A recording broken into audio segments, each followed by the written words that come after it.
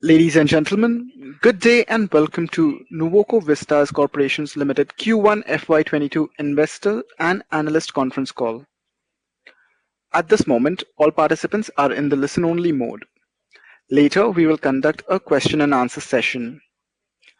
At that time, you may click on the Audio Questions tab below the media player or submit your text questions. Please note that this conference is being recorded.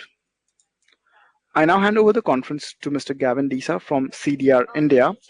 Thank you, and over to you, sir. Thank you. Good day, everyone, and thank you for joining us on Nuvoco Vistas Corporation Limited's Q1 FY22 conference call. We have with us today the Managing Director, Mr. Jayakumar Krishnaswamy, the CFO, Mr. Manish Agarwal, and the Chief of Strategy and Marketing, Madhumita Basu, who will represent the company on this call. Before we begin, I would like to point out that some statements made or discussed on the conference call today may be forward-looking in nature and must be viewed in conjunction with the risks that the company faces. The company does not undertake to update them. A statement in this regard is available for reference in the presentation shared with you earlier. We will begin the call with opening remarks from Mr. Jayakumar Krishnaswamy, who will share perspective on the business model and strategy of the company. We will then, post management sharing their views, open the floor for an interactive Q&A session. I would now like to invite Mr. Jayakumar Krishnaswamy to share his views. Over to you, sir. Thank you very much, Gavin. And welcome to all of you for the Nuvoco Vistas first investor presentation post our listing. In the last 2 to 3 months, we must have met many of you in person or through calls or through video conferences. And this is the first time we are having all of you on a post-results conversation, and I would have a formal presentation about the company, following which we'll have a Q&A session. Along with me, we have Madhumita Basu, who is our Chief Strategy and Marketing Officer. Henceforth, she will lead the investor relations functions for the company, so she would be our contact point going forward. I also have Manish Agarwal, our CFO, who's besides me here. And with the three of us, we will take you through the company's details as well as the results for Q1. The format for today is going to be a company review all the way to key projects update. In between, we'll talk about the business strategy, key financials, our Esg agenda, as well as an update about the IPO. I would now ask Zed to play the audio visual for the company. Over to you, Zed.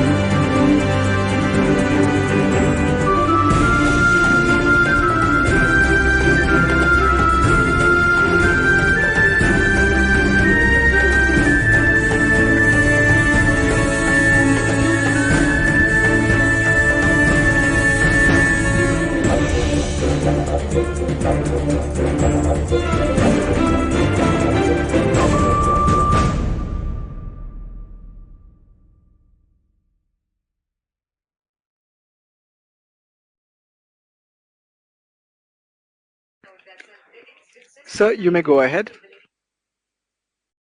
Thank you, Zed, for playing the video. Ladies and gentlemen, the video which you just now saw gives a glimpse of the company, its operations, products, portfolio, and rest of all the stuff. The coming few minutes, I'm going to talk to you about the company in a little bit more detail. Let me start sharing the company's vision with all of you. The vision for our company is to build a safe, smarter, and sustainable world. Safety is an important agenda for the company where we ensure personal safety, equipment safety, and product safety. When it comes to smarter vision for the company, we are committed to developing and producing products and solutions to the consumers which are smart and innovative. And last but not the least, sustainability is the core mantra for the company in everything which we do in terms of running our operations, producing products, and our commitment to the nature and energy. The mission for the company is to become a leading building materials company delivering superior performance. When we say building materials company, we're talking about the cement division, the ready mix division, and the modern building materials division. So our mission is to become a leading building materials company in terms of performance. These two, vision and mission, are having a foundation which is the values for the company. The values for us is integrity, entrepreneurship, collaboration, care, and operational excellence. With these values, vision, and mission, these are the guiding force for the company as we build Nuvoco Vistas Corporation going forward. Let me talk to you about the company. We are a major building materials player, #1 cement company in East India, and the 5th largest in India in terms of installed capacity. Our installed capacity as of June end was 23.82 million tons. The 4 important facets which I want to share with you: we are the fastest growing cement company in the country, details of which I'll talk about later. We have strategically located production facilities in East and North India, and we have market leading brands. Again, I'll talk about it a little later. And our company really focuses on retail. Our trade to non-trade ratio is to the tune of currently 80 to 20%. In terms of the growth of the company, we started with the plant in Nimbol in 2014 with an installed capacity of 2.28 million tons and have progressed in the last 7 years to 23.82 million tons, a 10x growth in a short span of 7 years. No other company, cement company in India has achieved such kind of growth in such a short span of time. In terms of the locations of the plants, we got 11 manufacturing facilities for the cement division. Most of it is located in East and North India, and we got grinding units in every state of East India. In terms of the ready mix business, we're located in all the 4 regions, overall 49 plants, and the 50th plant of the country is coming up in Numaligarh in Assam as we speak.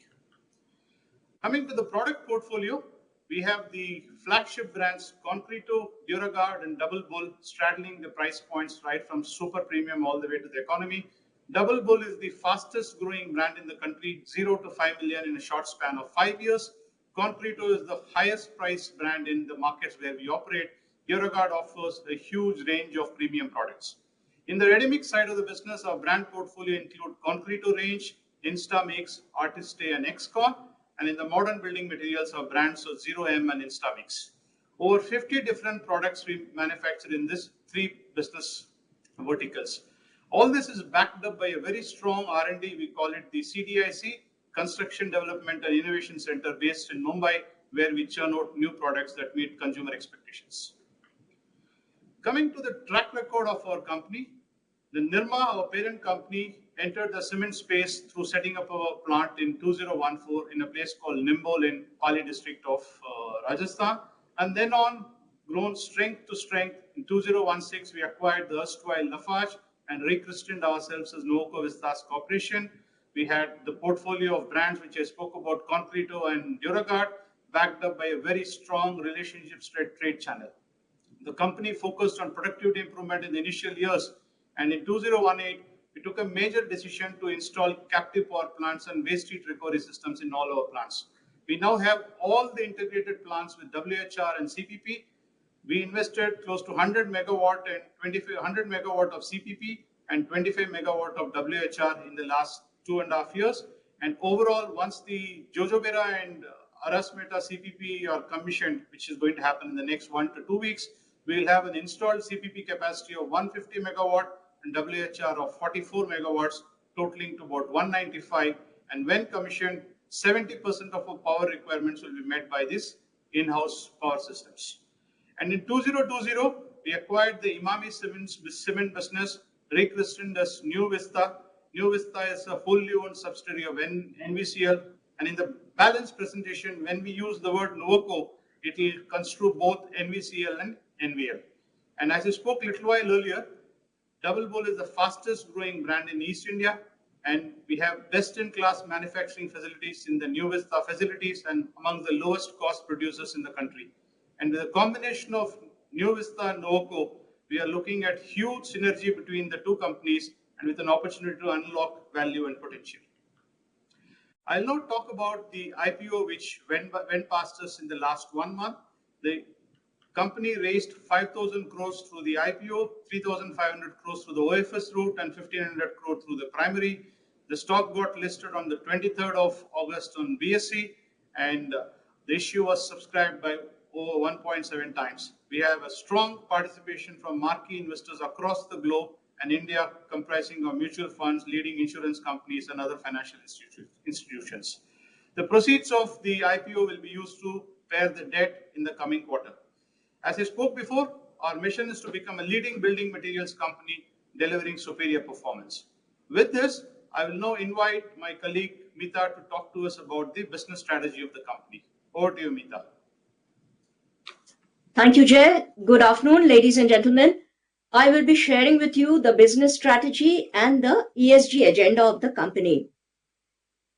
The first and foremost pillar of our business strategy is the revenue pillar. As the fifth largest cement company in the country, we are committed to consolidating and growing our market share. We will be leveraging our leadership in East and North, primarily with focus on trade-centric business and premium products. To enable this growth, we have already undertaken a program for clinker debottlenecking in 3 of our IUs. This will add 0.9 million tons per annum of clinker. This additional clinker with an enhanced C/K ratio will support a 2.7 million ton cement capacity expansion. Of this, 1.5 million tons has already been commissioned in our Jojobera plant in Jharkhand. Post this, in our next phase of growth, we will be looking at Central and Western India, given that we already have a presence in some of the significant Central India markets, as well as our limestone reserves in North Karnataka. The company has 2 other business verticals, ready mix and modern building materials, with a slew of products from construction chemicals to dry mortar, dry concrete, as well as wet concrete and 35 kg consumer packs. We see these products as the future of construction and will be committed to driving opportunities for growth in these business verticals. Our revenue will be largely focused on trade-centric and brand-centric building of the business. We have a very strong network of dealers and sub-dealers with a robust CRM program. Our 3 brand verticals, Concreto, Duraguard, and Double Bull, allow us flexibility in a multi-price point strategy. Concreto as the best price cement in its footprint markets, Duraguard, which is a premium product with value-added variants like a microfiber reinforced cement, and Double Bull, which has been the fastest growing brand in recent times. Driving revenue will be a significant contributor to our EBITDA. The second important pillar is the profitability pillar. Here in operational efficiencies, Jay just shared with you our plans for waste heat recovery and CPP systems. Collectively, this will contribute 70% of our power requirement and will be a significant lever in driving power cost. Pricing acceleration program has 3 parts to it: focus on premiumization, growing our trade operations, and better geo mix optimization. We have a robust portfolio of premium products. Concreto will continue to be our focus brand, driving the best prices and volumes in its footprint markets. We will continue to innovate. Value-added products will be our route to driving premiums and sustaining the premiumization program. With the acquisition of New Vista, we have in place an accelerated program for driving synergies. We will focus on enhancing scale of operations to maximize incentive benefits. We will drive synergy in areas of logistics, cross-sourcing of our brands and products from all our plants, and procurement synergies. The larger scale of operations will enable us to drive benefits in operational efficiencies. With this, I move to the two levers of process and culture, which enables us to drive strategy through the organization. We have in place a robust SAP platform IT system. We run an integrated SNOP across the organizations. These processes has helped us to accelerate the assimilation of the New Vista business. On the ESG piece, I will be shortly sharing a more detailed version in a couple of slides.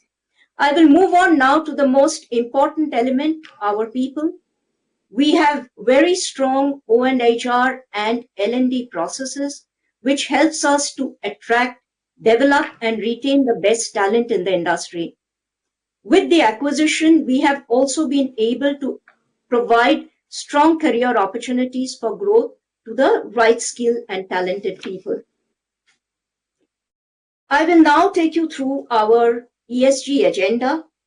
Sustainability continues to remain a key thrust area, and here I will share with you the various programs on which we are working. On waste heat recovery, we have already shared our focus. All our IUs have waste heat recovery systems, and at a power to clinker, we are one of the best in the industry. The company is committed to a 10% water reduction program year on year, which includes rainwater harvesting and reuse of water across our cement and concrete plants. Our company also offers a very unique product, Concreto Green, which consumes 25% less water in concrete mix preparation. On the waste management front, all our factories and colonies have STPs, and the treated water is used for green belt development. On the environment front, the company is committed to use of alternate fuel. At 16% alternate fuel at our Chittorgarh plant, we are one of the industry benchmark. There are plans to equip our other two plants, Nimbol and Rishta, for alternate fuel capability. We have solar power facility in our Bhiwani and Chittorgarh plants and are considering a couple of our GUs for further installation. On the green footprint, we are committed to tree plantation and also for use of alternate sand and aggregate materials in preparation of concrete. This is under our Concreto EcoDure program. On CO2 reduction, the company has one of the best blended cement ratio. Our C/K ratio at 1.7 is significantly better than the industry average at 1.4. Further, we are committed to improving the C/K through an accelerated plan for introduction of composite cement. I will now share with you our 5S program for CSR. Education under the program Shikshit Bharat is focused on equipping government schools with modern education facilities. Under the health program Swasth Bharat, we focus on the adolescent girl child. Under Surakshit Bharat, we take forward our safety culture and knowledge to the related rural communities, developing Grameen safety ambassadors in our communities.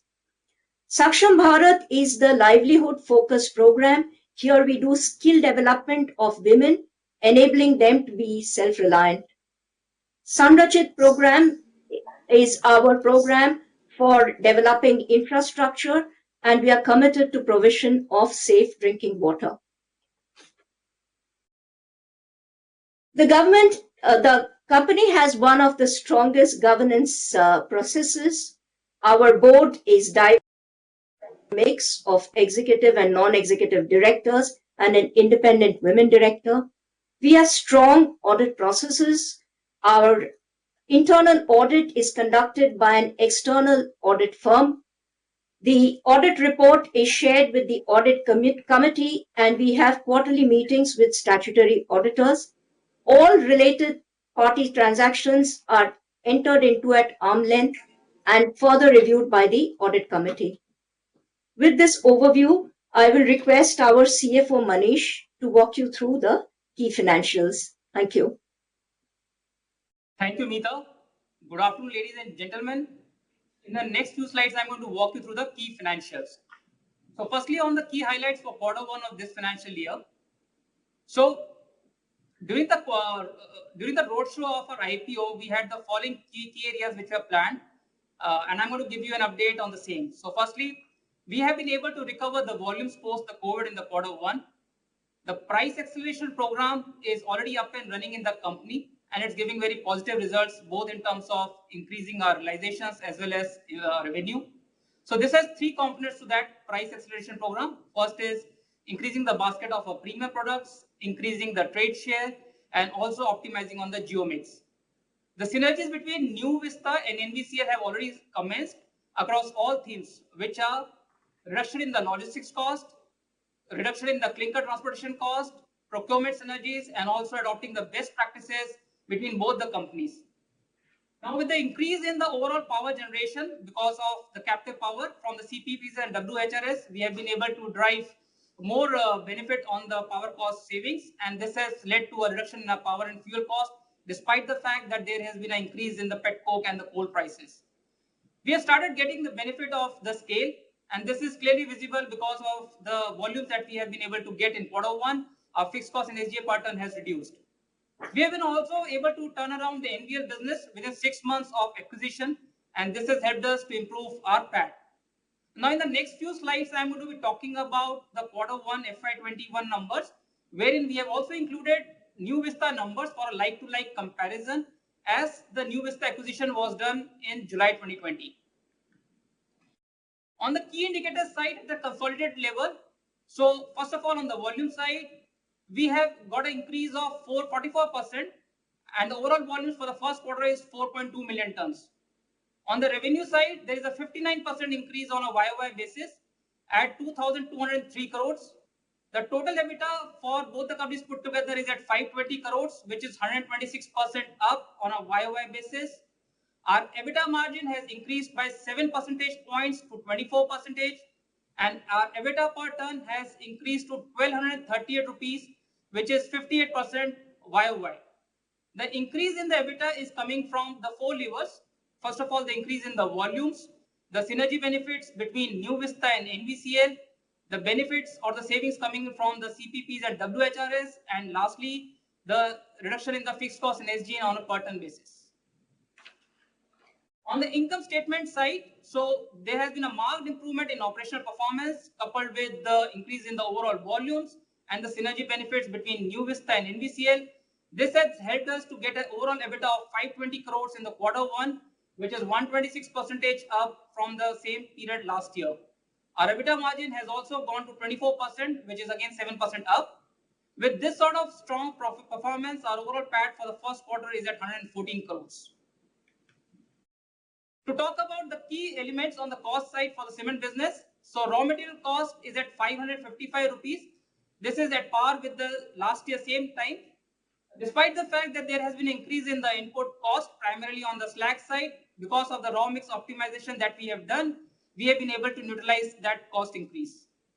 On the power and fuel cost side, we have got a 3% reduction, and now the cost is at 917 rupees per ton, despite the fact that there has been an increase in the pet coke and coal cost, but the overall generation of captive power has increased from our integrated plants, and that's the reason why we have got that sort of a saving.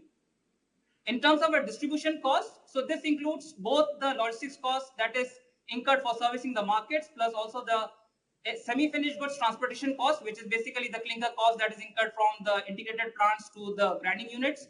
So in that, there has been a lot of synergy savings which have started flowing into our financials because of the synergies between both New Vista and NVCL.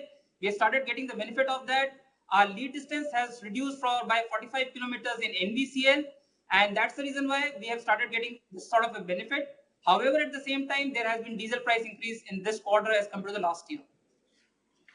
On the deleveraging side, There has been a 0.5x reduction in the Q1 because of the operational performance. Now it stands at 3.7x. The IPO proceeds are being used to repay and prepaying the debt. This is going to help us improve our capital structure and also will give us the flexibility to fund our next level of growth. With this sort of strong operating performance, CRISIL has also revised its rating on the long-term debt, both for bank facilities as well as the debt instruments, to AA with a stable outlook. With this, I will request Jay to just update us on the project side, please. Thank you very much. In this section, I'm going to talk to you about the key projects of the company and where do we stand in terms of the various projects. The first chart talks about the three main projects the company is embarked on. One is to set up the captive power plants in all the integrated units and the Jojobra grinding unit. Happy to report that other than the Arasmeta plant as well as the Jojobra plant, every other CPP and WHR is commissioned and working. And in this week, we are going to fire the boilers for both Arasmeta and Jojobra.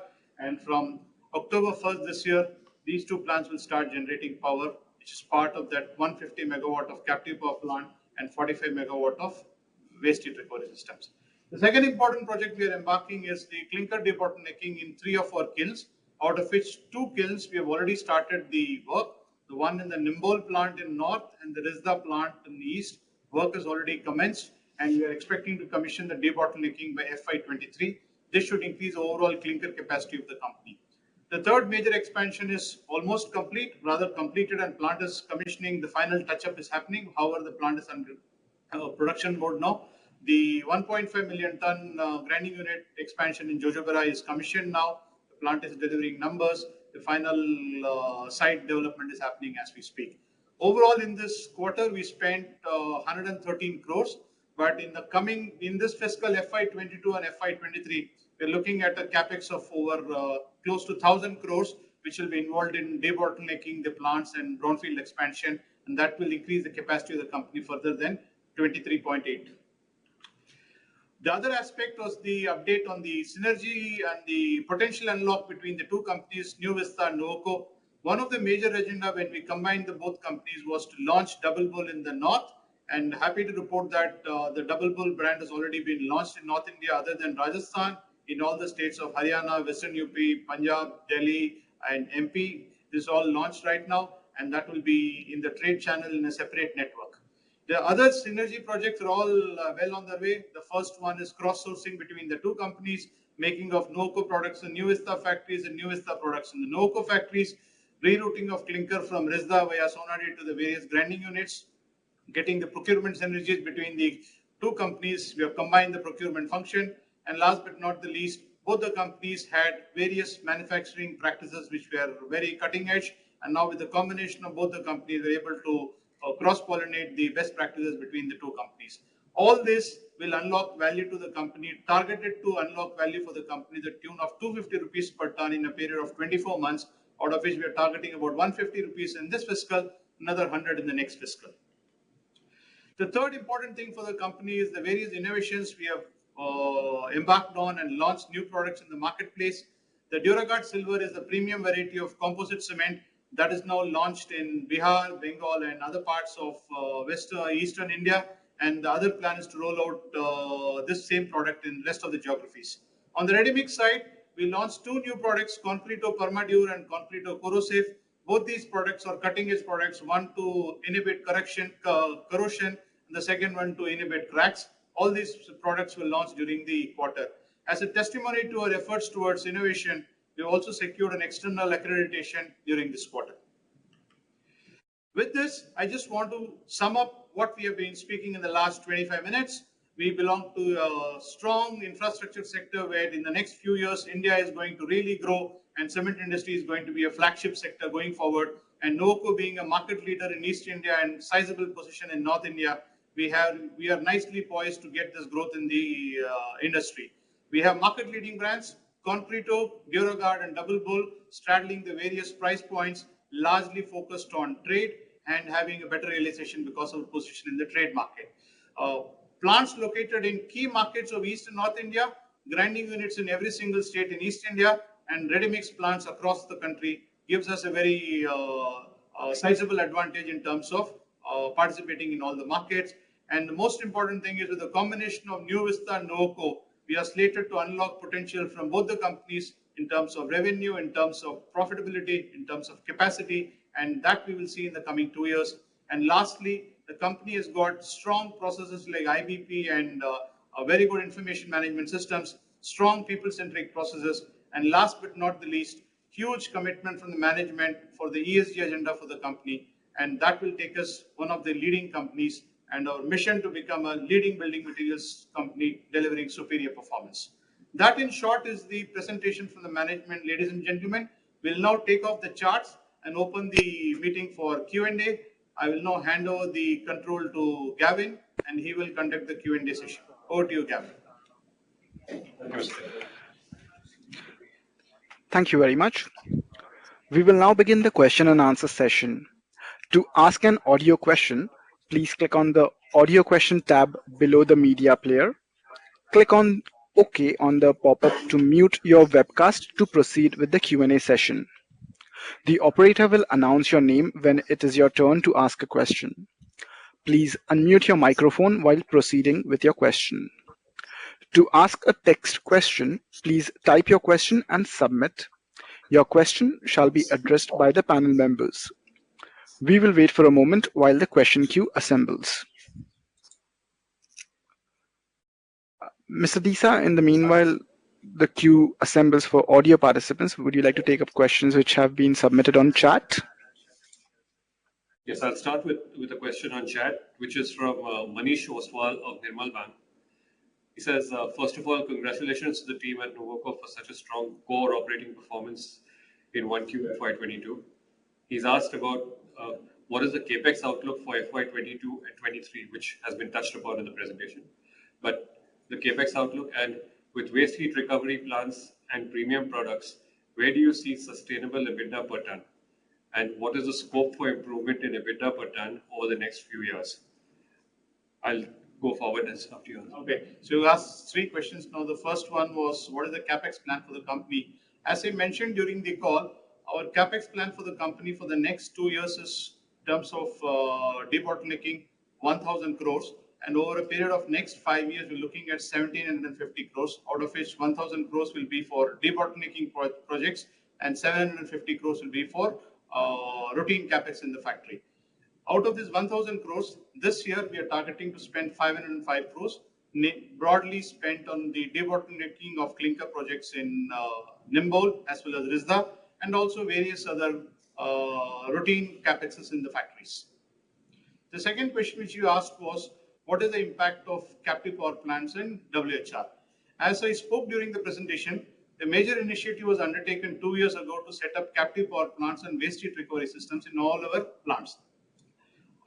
2 of the projects are in the final stages of completion. By Q3 of this year, we would have completed all our projects, and with that, we'll have 150 megawatt of captive power plants and 45 megawatts of waste heat recovery systems. These projects is slated to give us savings of close to 220 crores to the bottom line, out of which in fiscal FY21 till fiscal FY21, our company has accrued about 100 crores in terms of EBITDA improvement. The balance 120 crores will happen from is already happening, but since the 2 plants are going to be commissioned in Q3, in the next 12 months, the anniversarying of the full savings will happen, which would mean at 120 crores incremental EBITDA improvement with the volume which you are targeting this year and early next year. We're looking at close to about 50 to 55 rupees per ton improvement in EBITDA coming out of captive power plants and WHR savings. Gavin, what is the next part of the question? Yes. So what are the debt reduction plans for FY22 and 23? And what are the current capacity utilizations across all our plants? Okay.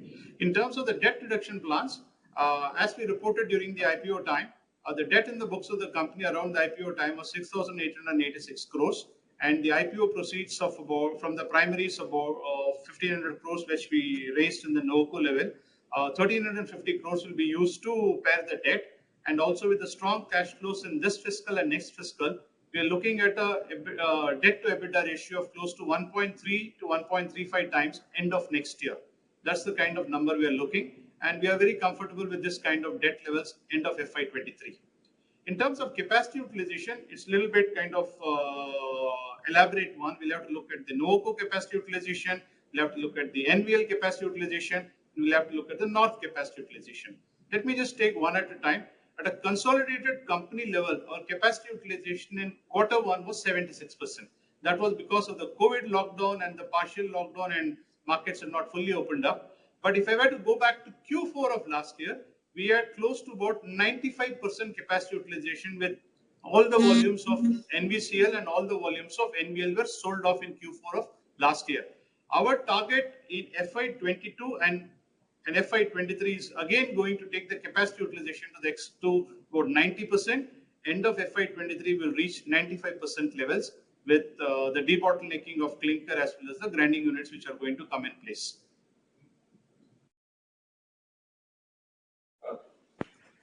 The next question is from Gaurav Birmiwal from Credit Suisse. I think, can you quantify the potential synergy benefits from the various transactions? Okay.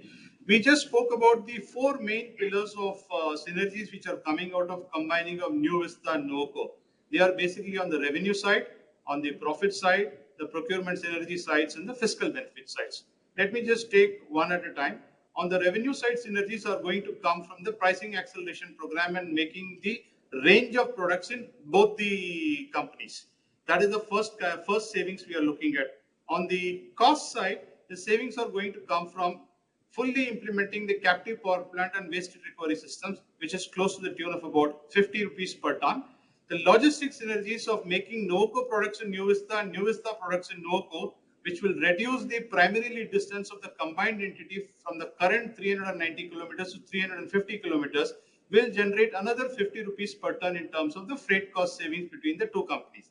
The third major savings is routing the clinker from the Risda side to the grinding units in Panagarh, Babua and Jajpur via the Sonadi plant, which is a NVCL plant. This is slated to give close to about 1.5 crores per month saving, totaling to about 18 crores per annum. The fourth major savings which will come is the best manufacturing practices transfer between the two companies, where we are trying to change the raw mix design as well as that is slated to give about 15 crores of savings between the two companies. The last big savings which we are targeting is coming out of the exploiting the fiscal benefits which is coming out of the Babua unit in Bihar, the Panagarh unit in Bengal, and the Jojobara expansion in Jamshedpur. This is slated to give about 25 rupees incremental savings coming out of increased fiscal benefits. And lastly, with the scale benefits coming out of Nuvoco and New Vista, we are looking at a fixed cost rationalization to the tune of about 50 rupees per ton. All this totaling together, we are looking at over a period of 18 to 24 months, an incremental 250 rupees per ton coming out of synergy unlock between the two companies, out of which our target is in FY22, we are targeting 150 rupees per ton, and in FY23 and the further 100 rupees per ton, with an EBITDA of 975 rupees last year fiscal.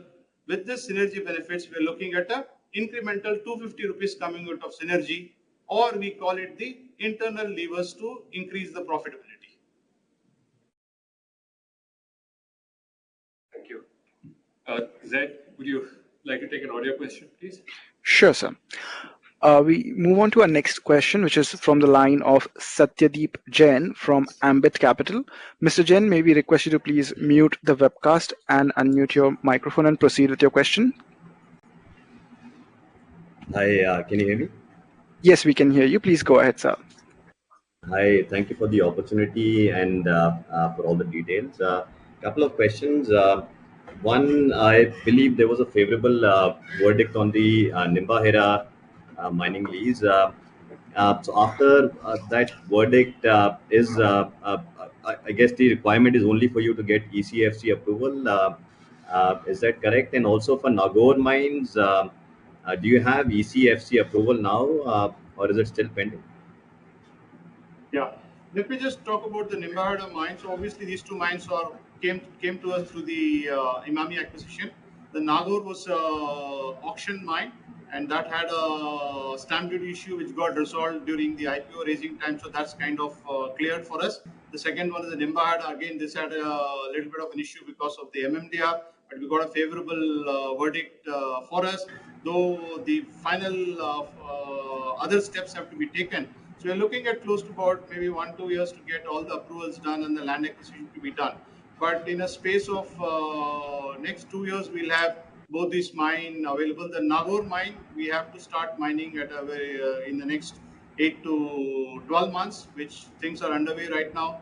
Nimbahera, it will happen post the land acquisition as well as the final approvals from the government bodies. And Nagore would be how much? 120 million tons or? Nagore deposit is close to about 150 to 170 million tons of limestone. Okay. Thank you. Secondly, on the incremental savings, you outlined 250 rupees per ton, including 150 rupees per ton in FY22, of which is it incremental to what you've already done in first quarter, or how much incremental savings are you looking at from what you've already outlined in first quarter? And most of the incremental savings, and that would also mean the cross sourcing and premium product sales and all. Some of it has already been realized in the first quarter, I would believe. And second part of that question would be, when you look at increasing the premium sales, is it fair to say maybe Concreto volumes would remain somewhat similar and the incremental volume expansion will come from PCC and some of the other products, or would you see expansion in Concreto also within the overall premium product mix? Okay. In terms of the first question, as I said, the number of 250 rupees per ton is split into FY22 and FY23, which means in Q1, we already started accruing some bit of savings out of the synergies which happened. In fact, Q4 of last year, we had a very minuscule amount of saving, but in Q1, some amount of savings has already started accruing to the company. So the 150 plus 100 will include the savings that has happened in the Q1. I won't be able to give you whether exactly out of this 250, whether 25 rupees came or 30 rupees came. But suffice to say that from an actual number of 975 rupees per ton which the company clocked in fiscal 21, we are looking at an incremental 150 coming in fiscal 22, another 100 coming in fiscal 23. That's the kind of build-up and target we have set for ourselves. The second question which you asked was about the premium. Of course, I think one of the key agenda for the company is to play at the premium category. I have to go back a little bit a year ago to explain what I want to tell. Till the acquisition of New Vista, NVCL was always short of capacity in East India, and we had to pull back Concreto from one of our key markets, Orissa, because we didn't have grinding capacity. But now with the combination of New Vista and Nuvoco, and also with the expansion of the Jojobera facility, we now have grinding units in Bihar, Bengal, Jharkhand, Chhattisgarh as well as Orissa.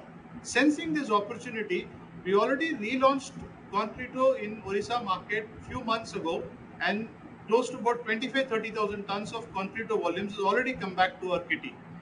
Last year, our average Concreto sale, not last year, the year before, last year was a truncated, or if I take the H2 of last year or fiscal FY20, the average sale of Concreto is close to about 2.5 lakh tons per month or 3 million tons per annum.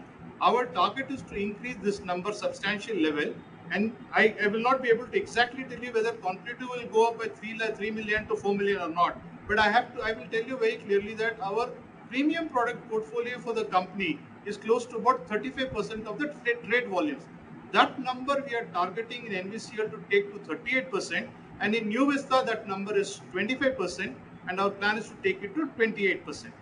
Coming to your question about whether we will get premium through the composite cement or not, of course, composite cement is a new category product which is launched in the product.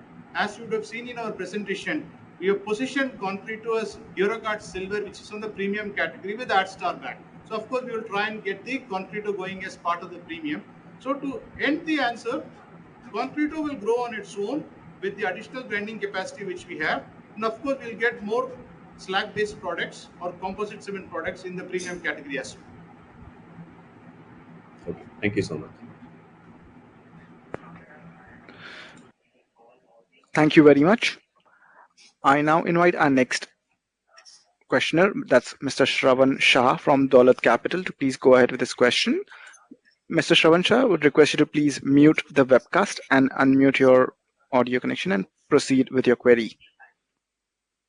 Can you hear me? Yes, sir, we can. Please go ahead. Yeah. Sir, my first question is on the RMC part. So in FY20, we had a strong RMC revenue of 1100 plus, and even now post the things are normalizing in terms of the COVID. I would not say the 100%, but still the RMC revenue even this quarter and the last quarter of the March also were much lower versus a normal run rate of 280 to 300 crore quarterly. So how do we see, as we have already given a guidance in terms of the cement volume, 20 million ton for this. So for RMC, any guidance, and also on the EBITDA margin on the RMC front, how do we see going forward?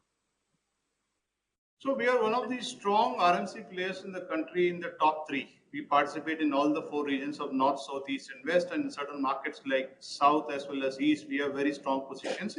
We are in the top two positions in the regions. Before the onset of COVID, we had close to 65 plants, and that is how in FY20 we had our revenues, as you little while mentioned. But during the COVID times, one of the biggest impact happened in the metro construction, metro not as in metro rail, but construction in metro cities and towns. The construction, building vertical construction reduced, and hence the overall ready-mix consumption also reduced. And that was also the time when we also sorted out the model to get reduced credit terms, introduce cash and carry business, and also focus on value-added products, which we are very strong about, to make the business much more profitable. And in FY21, obviously, it had an impact due to COVID and reorienting the business. And also, we reduced the number of plants from 65 to 49 in places like Bangalore. We had to turn off the tap. In Chennai, we had to turn off the tap. In Mumbai, we had to turn off the tap. But however, over a period of Q3 and Q4 and Q3 and Q4 of last year and Q1 of this year, the business is quickly coming back to normalcy. But however, in Q1, a little bit of COVID impact, but I think that's kind of gone away. And Q2 of this year, the business is coming back to about 150 cubic meter per 150,000 cubic meter per month levels. It is already reached. The peak number for the business was close to about 230, 240,000 cubic meter per month. We'd already reached about 150, 160,000 cubic meter per month. And in H2 of this year, our target is to get back to 175 and 200,000 cubic meter per month. And we're fairly confident that we will reach the number because the market has already picked up. But what is noteworthy is the way we are running the business. Now we have close to about 35-40% of the business, which is cash and carry. The credit terms of the business is reduced from 90 days to 45 days. And we are really picking and choosing the customers who are having very good credit worthiness so that we don't have any issues going forward in terms of people defaulting on payments. And the last thrust area for the business is to increase the value-added products. We used to do about 15 to 18% 2 years ago. Right now, our portfolio has got 25 to 26% of value-added products, which give us higher contribution margin as well as higher realization. So if you really look at where are we looking at ready-mix business this year and going forward, in H2 of this year, the business will come back to a reasonable level. When I say reasonable level, it will hit 200,000 cubic meter per month kind of a number. And we are reopening new plants. We are restarting the mothball plants. We now have the Numaligarh refinery project approved. A plant has come up in Assam. We are now more or less finalized the bullet train project, and we are setting up plants in Gujarat. We are setting up a couple of new plants in Mumbai as well as Nagpur. And you will see the business growing back to about 60 odd plants by end of this year, fiscal next year. What is our medium to long term plan? We are really looking to grow this business because this is a business where we are very conscious about. It is a prestigious business for us. In the next 3 to 5 years, like we want to be an aggressive growth player in cement, we will also be an aggressive growth player in the ready-mix business. And our target is to get to about 100 plants in the next 3 to 5 years. And that automatically will give us the business revenue and growth. The last question which you asked was the EBITDA levels for the business. The EBITDA levels of business are slowly coming back to FY20 numbers.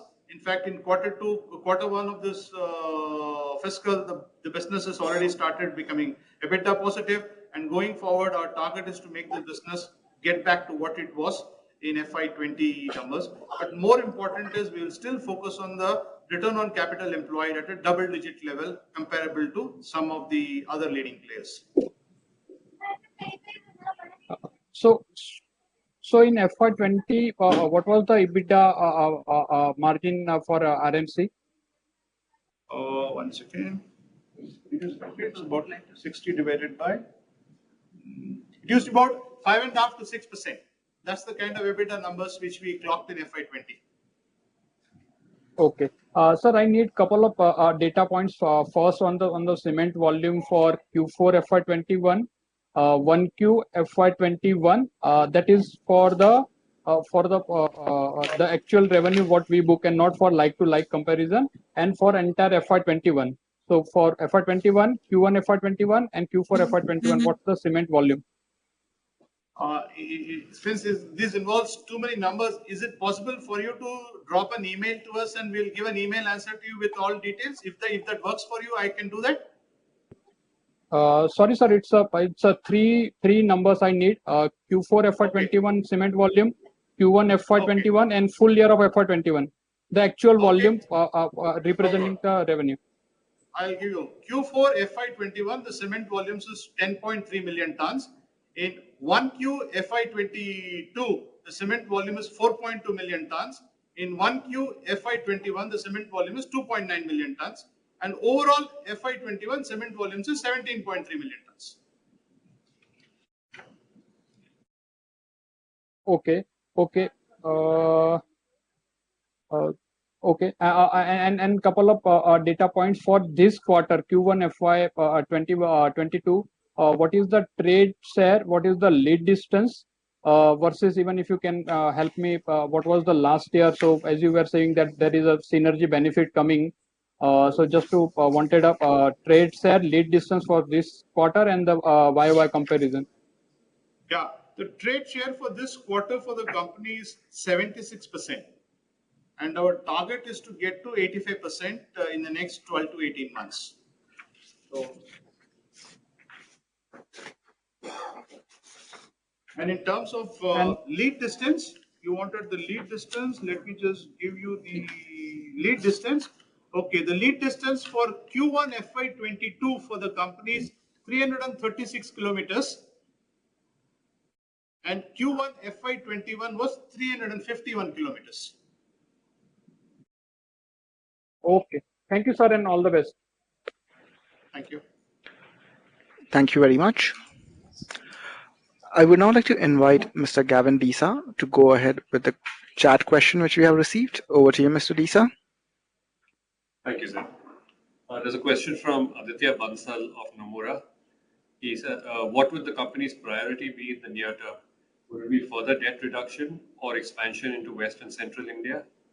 And secondly, are we looking at organic expansion or looking at further acquisitions? What is the priority? Okay.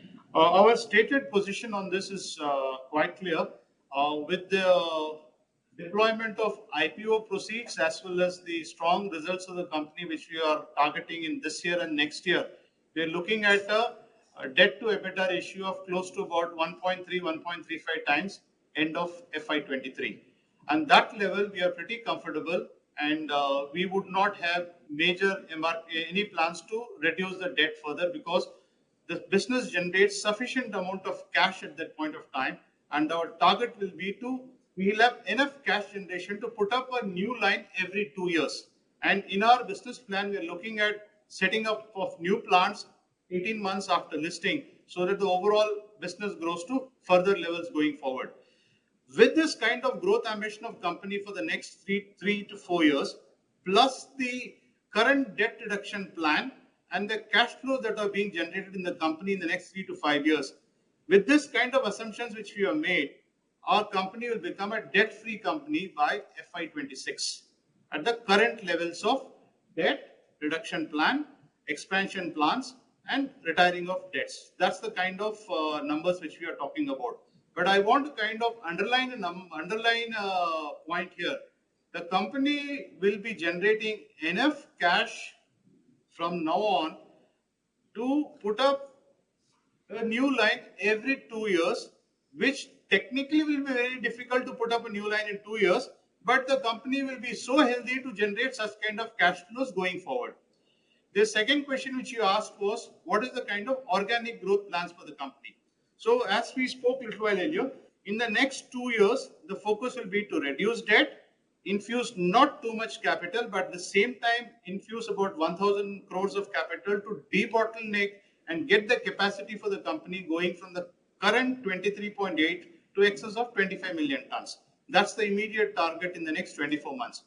Post that, our plan is to enter Western market and Central market through a greenfield site, which currently we are targeting as Gulbarga, with a grinding unit in Maharashtra and getting into the Western Central regions. The capacity of the plant has got two models, but currently it could be even a 10,000 TPD line with a split GU or a 6,000 TPD line with a lesser capex and a phase 2 expansion. So I think that we will decide in the coming 12 to 15 months. But our plan will be first brownfield expansion, then a greenfield site. Your question was whether we would be open to M&A opportunities and further.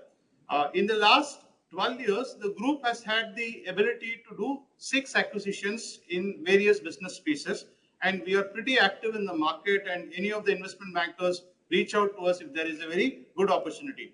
But as we stand today, at least our view is in the next 12 to 18 months, we don't see some attractive assets coming on the block. But certainly, if anything comes up, we would not kind of step back.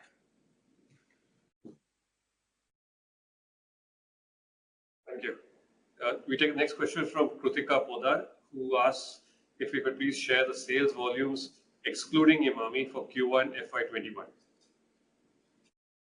FY21 excluding Emami, NVCL did 1.7 million tons and Emami did 1.1 million tons. Overall, between the two companies, we did 2.8 million tons. Q1 FY21. Question from Urmik Chaya of Asian Market Securities. Has the order been placed for Risada bottlenecking? If yes, by how many TPD?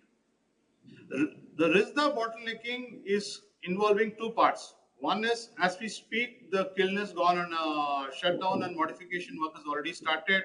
So the principal component to increase the debottlenecking of the plant is getting a different girth gear and getting the equipment ready for higher capacity. So that should happen in the next 4 to 6 weeks. Post that, not a major investment will happen. We're looking at close to about 80 odd crores to kind of refurbish the Risda kiln to getting the capacity over to 11,500 tons per day. Then the question which you asked about, I guess, is any ordering has happened is about the Nimbol kiln. There we have placed order for getting a mill to augment the raw mill grinding. That should happen in the next 9 months, and then the project is kicked off as we speak.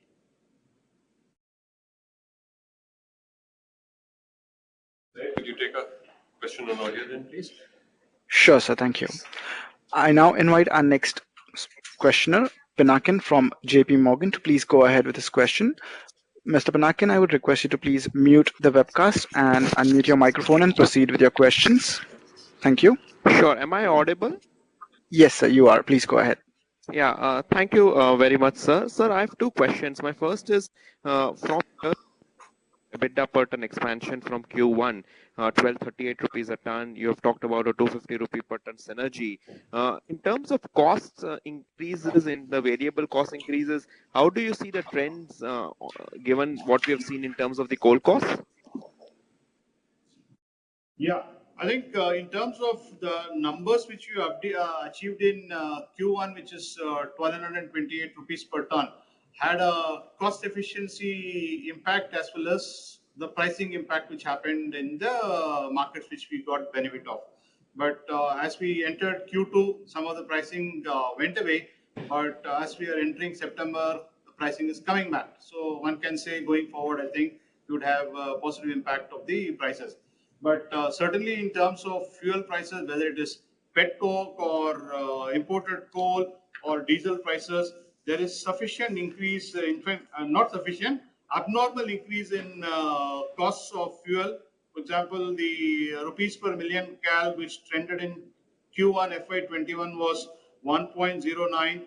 In Q1 FY22, it is 1.22. And I think currently pet coke are all trending at close to 1.8, 1.9 rupees per million cal. But what as a company we have been able to do is all our kilns have the capability to process multi-fuels. The northern plants were largely a pet coke driven kiln, whereas the eastern plants always had a mix of pet coke and regular coal. So just to give a number to you, in Q1 FY21, we had a pet coke as a company level I'm giving. We had a pet coke to normal coal ratio of 58% pet coke and 41% coal was used in FY21. Whereas in the corresponding Q1 FY22, this number has changed to 77% coal and only 20% pet coke. So basically pet coke price really went up. So we kind of changed the fuel mix to kind of manage the pricing. But more important thing is the thrust of using alternate fuel in the company. As we had spoken during our roadshows, 3 of our kilns already have the ability to process alternate fuel, namely the Chittor kiln, Arasmeta kiln and the Sonadi kiln. In Q1 of this year, we now started using alternate fuel in the Risda kiln and the Nimbol kiln. Some amount of capex is also going to be spent in all these kilns to process the various types of alternate fuel, namely carbon black or other kind of recycle items. So our target is to get the alternate fuel to about 6% during this fiscal year. Chittor alone, we have the ability to process about 15-16% of alternate fuel. So with this combination of using alternate fuel, flipping between coal and pet coke, and also getting the kiln efficiencies going, we will have the program to compensate for the fuel increase. But if you asked a question about what will be the variable cost increase, I think sitting here, it is going to be very difficult to predict which way the coal is going, because every week I get a chart which says how the coal prices are going internationally, how the sea freight prices are going internationally. I don't think it's going to be very easy to predict which way the coal is going to go. But certainly, at least for November, December, I think the prices are not going to be reined in. It is going to go up one way only. Sure. This is very helpful. So my second question is basically on cement pricing. I mean, some industry checks have indicated that pricing in Eastern India did weaken in July and August. And you mentioned that there was some change in prices. How have prices behaved in Eastern India? How much did they correct by? And what is the trend right now?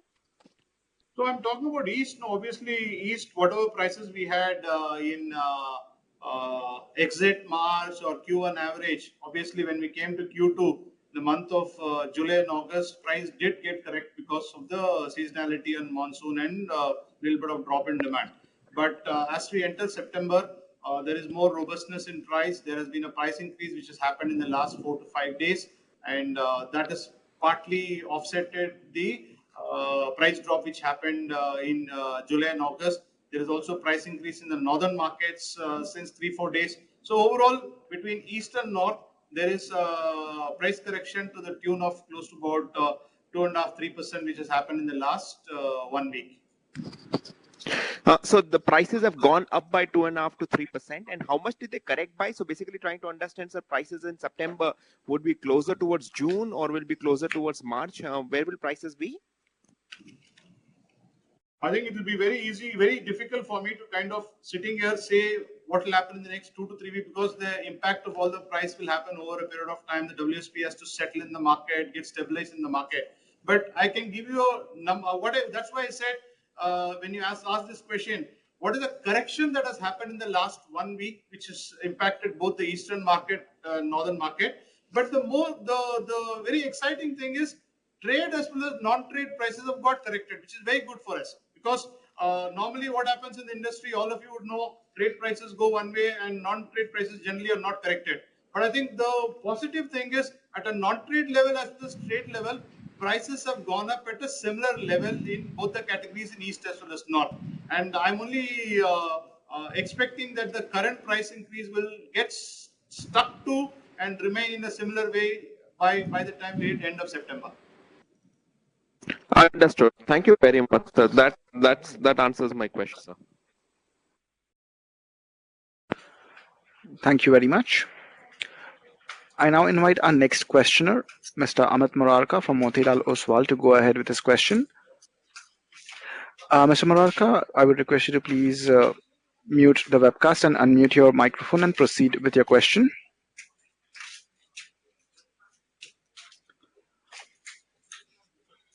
Mr. Amit Murarka.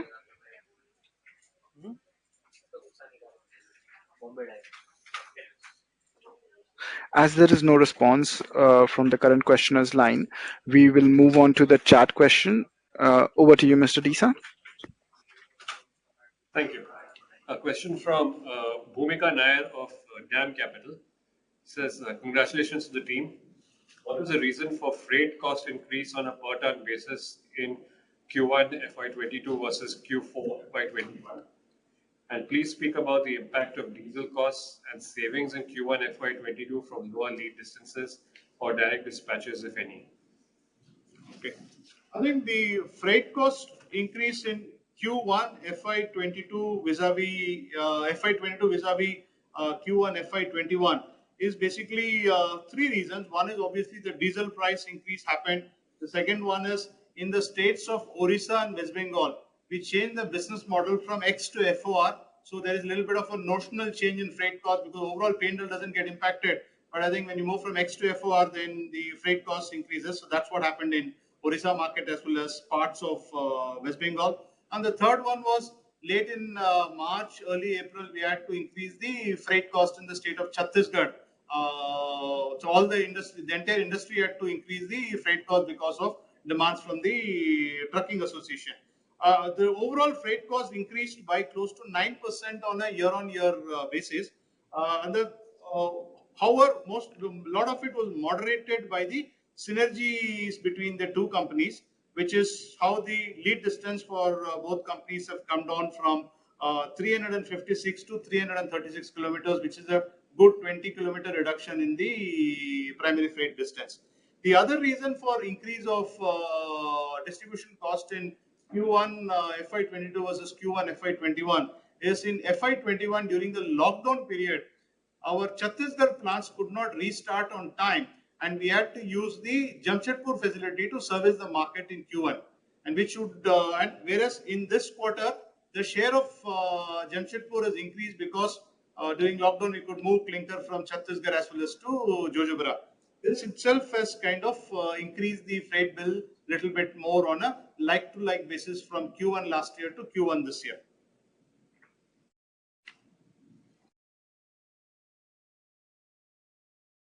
The next from Harsh Mittal of the Systematics Group is, please tell us what's the current gross debt as at 1 year first quarter in Q1 FY22?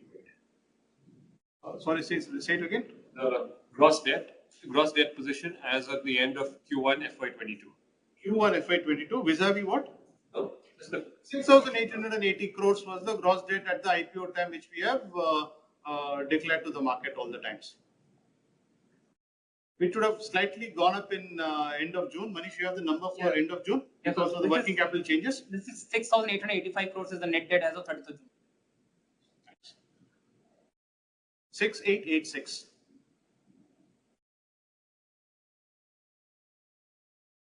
Next question from Girish Chaudhary of Spark Capital. Says, with competition adding large capacities in the medium term in the eastern region, what is Nuvoco's strategy to maintain market share? In terms of volume growth for Nuvoco, will you be able to grow above industry or below? So this question has got two parts. The first part is about how other industries are increasing capacity. I will ask Madhumita to talk to you about the capacity expansion plans which other companies have announced vis-a-vis ours. And I will come back later. After Madhumita finishes, I'll talk about our strategy to get share in the same market. Right. So just initially to set a perspective on the numbers, in the eastern region, we are looking at an 85 million ton market size slated to grow at a 9 to 10% level. That means this market is adding 8 million tons of cement demand year on year. Just to go back to Q4 of FY21, there was a time when post-COVID, the industry recovered. And in the eastern part, there was a acute clinker shortage. Clinker utilization rose over and above 90%. and the industry had to get clinker. We ourselves tried to get clinker from other parts of the country, which obviously has a cost inflation pressure, and therefore prices go up in the market.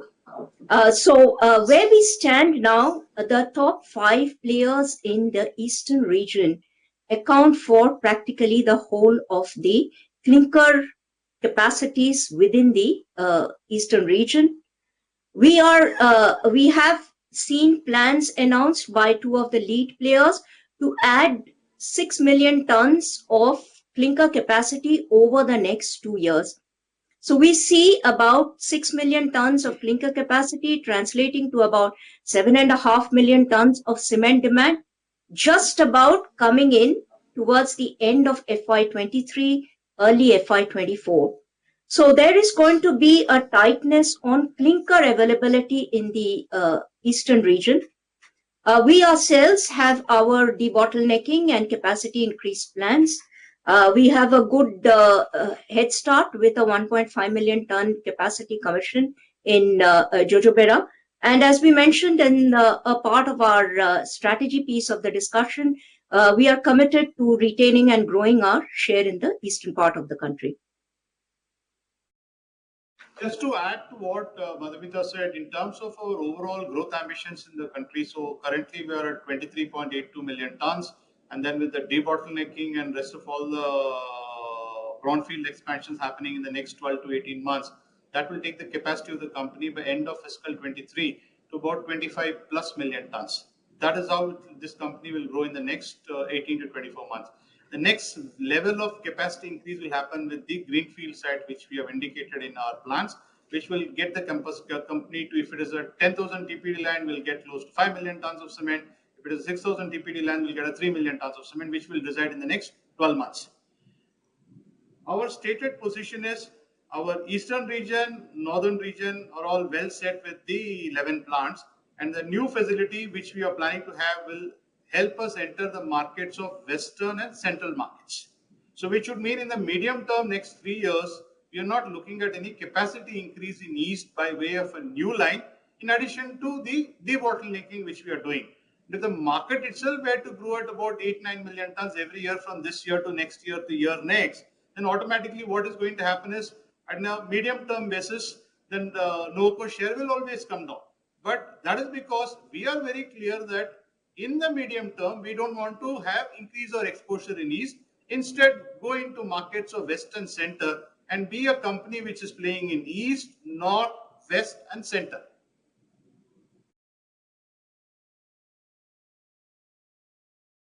The next question from Girish Chaudhary of Spark Capital says, in terms of slag procurement, how is the supply arranged? Are the contracts long-term or on spot basis? Also, if you could give us trends on slag costs. Okay. So overall, if you see we have a long-term tie-up with Tata Steel in the state of Jharkhand for our Jojobera plant. There we have a 20-year contract starting February 2019 all the way to 2039, 20 years in the future. And the tie-up for us with Tata Steel is to the tune of 2.1 million tons plus 0.5 million tons. The 2.1 million tons comes with the stated price, and the 0.5 million tons is reserved for us, but we have to pay at market price. So at the 2.1 million tons is starting with a number of close to 530 rupees per ton. But the formula is to kind of have an indexation formula based on a WPI going forward. So that's how we are currently standing. The other 0.5 million tons is coming out is negotiated at market rates.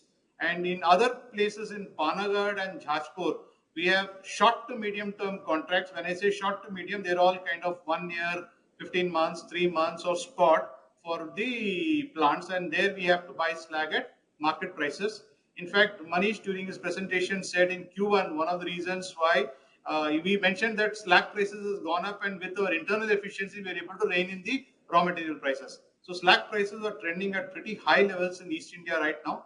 But in our view, it is not sustainable. But we are one company which is favorably placed with the bulk of our slag requirement coming out of the contract with Tata Steel, which is for 20 years from now. The next is from Raghav Maheshwari of AMSEC? Can you please share your fuel mix? And can you share what is the share of WHR in our power mix? Okay. Fuel mix, I'll ask Manish to share. But in terms of CPP WHR, just want to say that overall captive power plants post the commissioning of Jojobera and Arasmeta plants will be 150 megawatt of CPP, and the waste heat recovery systems are all implemented in all the plants: Nimbol, Chittor, Risda, Arasmeta, and Sonadi. That is about 44.5 million tons over megawatt. Overall, we're looking at own generation of 195 megawatts, which is close to about, once implemented, which will happen in Q3 and Q4 this year, close to 70% of our power requirement will be own generation. In terms of fuel mix, I'll ask Manish to give you the numbers in terms of coal and petcoke. Yeah, sure. So in the Q1 of this financial year, if you have to look at the fuel mix, so coal is 77% and petcoke is 20%, and the balance 3% is coming from the alternate fuel.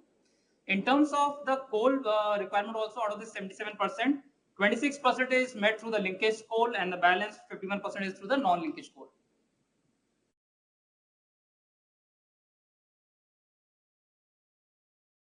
Zed, if you could take it forward with the audio questions, please. Sure, sir. Thank you, Mr. Disa. I now invite Mr. Amit Murarka from Motilal Oswal to go ahead with his questions.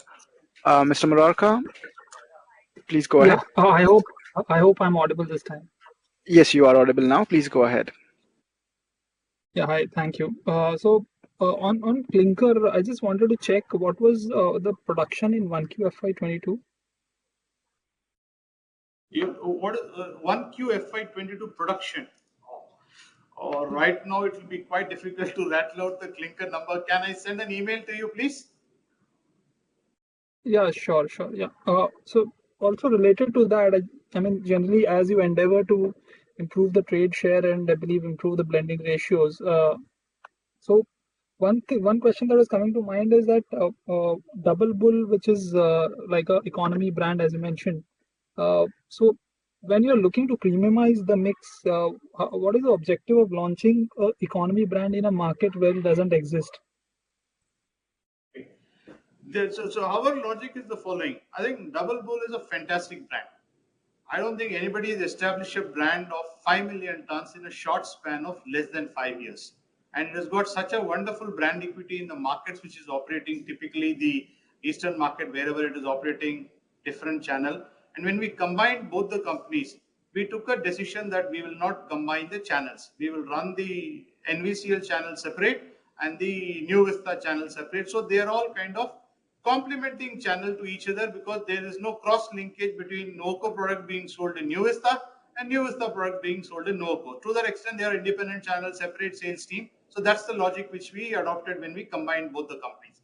In the northern markets, we have capacity close to the tune of 5 million tons per annum, and the Duragard as well as the Dermax brand as well as the non-trade channel, still we have not been able to fill the factories with selling all the 5 million tons. So one of the tasks which we embarked was, let us go and establish a different channel in North India independent of the NVCL channel and put the Double Bull brand in the market there. And that's what we have done in the last 6 to 8 weeks. And we would parallelly run the Double Bull channel at a different price point and the NVCL brand at a different price point in northern markets, pretty much similar to what is happening in the East market, where we have good success of maintaining both the brands simultaneously.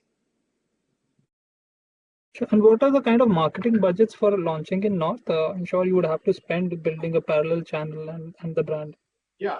So I guess I won't be able to give you the exact how many crores of rupees we are putting behind the brand, but we are looking at close to about, for a company, we are looking at anywhere between 50 to 55 rupees per ton as the marketing spend in the near term.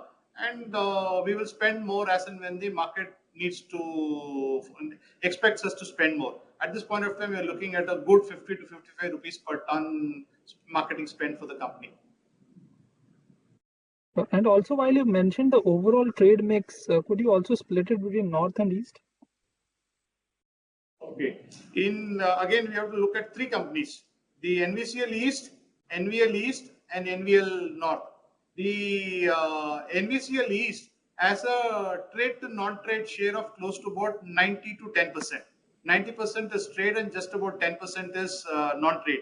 The NVL East is close to 65-35%, 65% trade and 35% non-trade. Similarly, the NVCL North has a 70-30 trade to non-trade ratio. At a blended level, we are looking at currently trending at 79% trade and 21% non-trade. Our endeavor will be to take the company to close to 83 to 85% trade and close to about 15 to 17% non-trade. Thank you. And just one last question. I think earlier you probably mentioned it, I missed it. How much of the synergy was already realized in 1Q? That's why I said of the 250 million, of the 250 rupees per ton. It will be very difficult to split whether we got 30 rupees or 40 rupees, but I have to say that last year we did 975 rupees full year. On that 975, our target is to get 250 rupees, 150 in this fiscal, 100 in the next fiscal. So part of it is already come in Q1. Little bit more granular details, I guess our team, our investor relations team can send across the exact number through an email to you. Sure. Just maybe qualitatively, if you could mention, so is the logistics realignment with New Vista complete now? I mean, in terms of the rail siding integration and all that which you had planned? What are the things which have got accomplished? I'll tell you. 100% of clinker which we used to move from Risda via the Tilda and Dagori railway siding in the erstwhile Imami days is now routed through the Sonadi railway siding to the Panagarh, Babua. Part of it from Jajpur goes by road because it doesn't make any sense to take by railway siding right now, and Jajpur also does not have railway siding. So for all the clinker which goes to Panagarh and Babua is routed through the Sonadi facility. So the targeted saving for that is close to about 1.5 crores per month, 18 crores full an. So currently we are already trending close to about 1.2, 1.3 crores per month of clinker freight saving. That one is kind of tick in the box. The second one is the cross-sourcing of cement manufacturing. As we spoke, we now have grinding facilities in Chhattisgarh, Bihar, Jharkhand, Bengal and Orissa. What we have done since April is, we have now run an optimizer every month based on the sales plan of Nuvoco and New Vista, and cross-sourcing is implemented. Every month, like in the month of September, our target is close to 2 lakh tons of cross-sourced volume will be made in between the two companies. So at a steady state condition going forward, when we do close to about 19 million tons in east, this 2 lakhs can be as high as 3.5 lakhs. Okay, sure. This is very helpful. Thank you very much. Thank you very much. I now invite our next questioner, Mr. Satyadeep Jain from Ambit Capital, to please go ahead with his follow-up questions. Mr. Jain, I would request you to please go ahead now. Thank you. Am I audible? Yes, you are. Please go ahead. Just a follow-up question. I think you mentioned that the greenfield at Gulbarga would only commence after the brownfield expansion. So, are we looking at any production from Gulbarga probably not before FY26? Is that fair to say? No. In our business plan, we are looking at from now 5 years. So our target is to start construction 18 months from post listing. So immediate objective was to deleverage and also in the meanwhile to get additional capacity, brownfield expansion, high IRR return project. That's what we are doing. 18 months post listing, our plan is to start construction in Gulbarga. And there the land is available, the permits are done, boundary wall is completed, mines are open. Railway siding design is more or less done. The actual plant design is not yet done. So that's where we are in. We will start work on that probably January onwards, and maybe Q3 next year or Q4 next year, construction will start. Our target is in FY25. The first clinker and cement should roll out of the plant, and the number which we have looked at is close to 500,000 ton coming there and 1.5 million coming in the next year. And that's the target as we speak right now. Okay, thank you.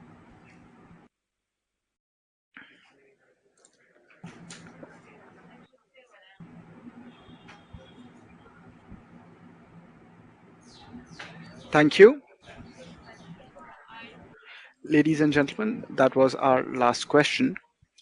I now hand over the proceedings to the management speakers for closing remarks. Over to you. Thank you, ladies and gentlemen, for joining this call. It's a very proud moment for us. Post-listing, we are hosting the first investors call, and I really appreciate all the questions and clarifications each one of you sought to us. And I would also encourage you to reach out to the company. Madhumita is our Chief Investor Relations Head for the company. She has enabled. So if you have any specific questions, do write to us. We'll find a way to answer all your queries as quickly as possible. And also, if there are any other clarifications from myself or from the CFO, do write to us. So again, Nuvoco is a leading building materials company. Our mission is to become a leading building materials company delivering superior performance. We are the largest in East, fifth largest in the country by capacity, fastest growing cement company with strong positions in cement, ready mix, and modern building materials. And we have an ambition, large company in the coming years. Thank you very much for attending the call, and see you sometime in the near future. Thank you very much. Thank you very much, members of management.